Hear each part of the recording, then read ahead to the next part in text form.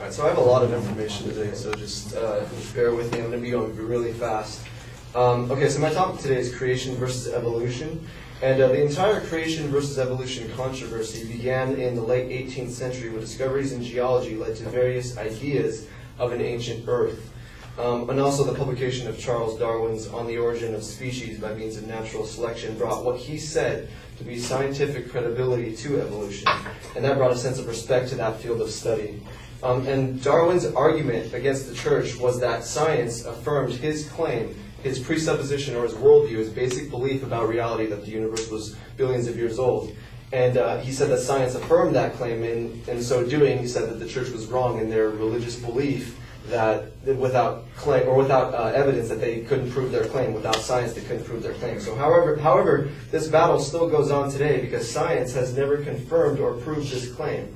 The science, in the end, actually confirms creation. So I'm going to rebut his point today by showing some evidences that I've gathered. And the battle really isn't about evidence. It's about how evidence ought to be interpreted. So although my evidence confirms creation, I can't guarantee that anyone in here will be persuaded by mere evidence, because there's a difference between proof and persuasion.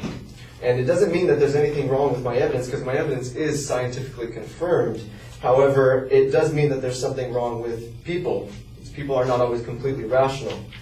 But I'm just going to show you a couple of evidences today, and that'll lead to my main claim. Creation is true because it is based on science, logic, and rational thought. I'm just going to show you a couple of evidences that are used to confirm creation. I believe these are very good evidences. The first of which is information science or genetics. The second is carbon-14 in diamonds. And third is comets in the solar system.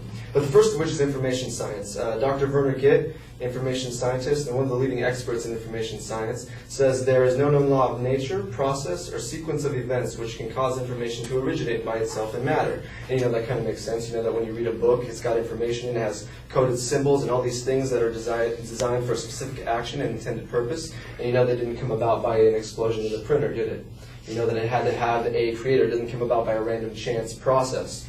And he goes on to say that when its progress along the chain of transmission events is traced backward, every piece of information leads to a mental source, the mind of the sender. So although information can be copied, and it can be copied blindly, a Xerox machine can make copies of information, that information can always be traced backwards to a mental source. And that's also very interesting because we know that in DNA there is information, and that information is all the instructions to make you, your physical appearance, and possibly some of your personality traits, and so on and so forth. And the reason you are a person and not a cabbage is because you have instructions to make a person, and a cabbage has instructions to make a cabbage. And that's a lot of instructions. Of course, some of those might be the same, the instructions might be the same because we have the same biochemical pathways. But the fact that we have information in our DNA tells us that DNA could not have come about by a random chance process. That information has been copied many times. You got it from your parents, they got it from their parents, all the way backwards to Adam and Eve, and then it came from the mind of God. So information science confirms creation. Mutations won't do it. And evolutionists will say, well, it came about by mutations, single-point mutations.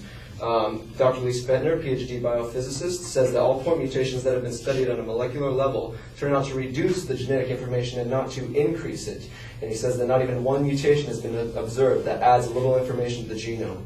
So he says that that all mutations may increase survival value. So mutations may increase survival value under certain circumstances. That's fine, but they don't add brand new information to the genome. They don't do that. It would violate the laws of information science. So information science, genetics, confirms creation. Point number 2, carbon-14 in diamonds confirms the biblical timescale. Why? Because carbon-14 does not last even 1 million years, yet we still find it in diamonds. How is that possible? So the carbon-14 in diamonds confirms the biblical timescale because carbon-14, within 1 million years, it would have decayed into nitrogen. It can only last a few thousand years. Point number 3, comets in our solar system confirm the biblical timescale. Why do comets confirm the biblical timescale? Because comets are made of ice, and every time they pass near the sun, they lose a little bit of material. They orbit the sun, and sometimes they're even destroyed in one pass. So why are there still comets? A comet can only orbit for a maximum of about 100,000 years, and that's an upper limit. It could be much younger than that. But why are there still comets? If you were to ask an evolutionist, oh, well, there's an Oort cloud. They say that's their invention, that there's an Oort cloud, something that they invented after its inventor, Jan Oort. And it's this vast sphere of floating comets way outside of our galaxy, beyond where we can detect it. And every now and then, some of some of these comets are thrown into our galaxy, so as old ones are depleted, new ones replace them. You say, well, that's kind of convenient. So then the universe can be billions of years old after all. But if I was to ask an evolutionist, do you have any observational evidence of an Oort cloud? And if they're honest, they'll say, well, no. But you can't prove it's not there. And that's very true. It's very hard to disprove something that can't be detected in any way. So that's very true. So then, and therefore, an Oort cloud can exist. But what that evolutionist has just done is they've made a faulty appeal or appeal to ignorance. They are arguing a claim, and that's a logical fallacy. They are arguing a claim must be true, and because it has not been proven false. This is always reversible, and for every arbitrary claim, there's an equal and opposite arbitrary claim. For example, I can say that there isn't an Oort cloud because there's no observational evidence to prove that there is an Oort cloud. A lack of evidence for a position is not the same as evidence for that position. That's very important to keep in mind because evolutionists use these kind of logical fallacies left and right. So in conclusion, both sides have the same facts. The facts point towards biblical creation, as I've shown you. However, evolution, these are only a few. But the evolutionist has a blind faith in something like the Oort cloud, not based on good reasons, whereas creationists have strong faith in scientifically confirmed creation for very good logical and rational reasons. So, in conclusion, therefore, creation is true because it's based on science, logic, and rational thought. Thank you.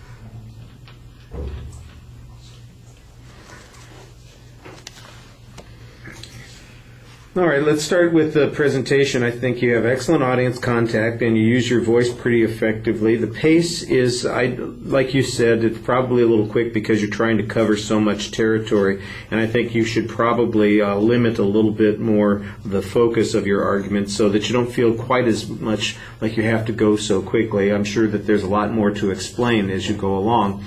At the beginning, I thought that you explained what your point of view was, but you didn't make your claim as clear as it could be. And then there was a clear statement of what the claim was, probably about 2 minutes into the speech, and I thought it was a little bit sharper there. Right after that came what is the equivalent of the preview, but all of the supporting points, instead of being claims, they're these sentence fragments about what the supporting points are going to be. When you get to the body of the speech, though, you did a good job labeling those points, and there they were sentences, at least the ones that I remember hearing. I thought you did a pretty good job on that. On the first point, you have some good evidence that you present some testimony, opinion, and an explanation of the theory that you're talking about. On the second point, there's basically no information whatsoever. You're treating something as a fact, and I'm not sure that it is, in fact, a fact. Both the carbon-14 methods, the lifetime of the diamonds, and then later on this whole idea that comets can only last 100,000 years. All of that seems to be presupposition, and I'm not sure that those are in fact established truths, which you seem to be implying they are, and I'm not sure that they are. And if I'm supposed to reach a conclusion based on that, then you ought to be convincing me. I thought you did a pretty good job, like I said, citing information on the first point. The second and the third point, not quite as much. It had an interesting analysis of the DNA instructions and all of that sort of thing. So the information theory concept, I thought you did a good job explaining. The challenge to mutations on that first point is pretty solid. It sounds like you've got a good quote on that as well. All right, thank you.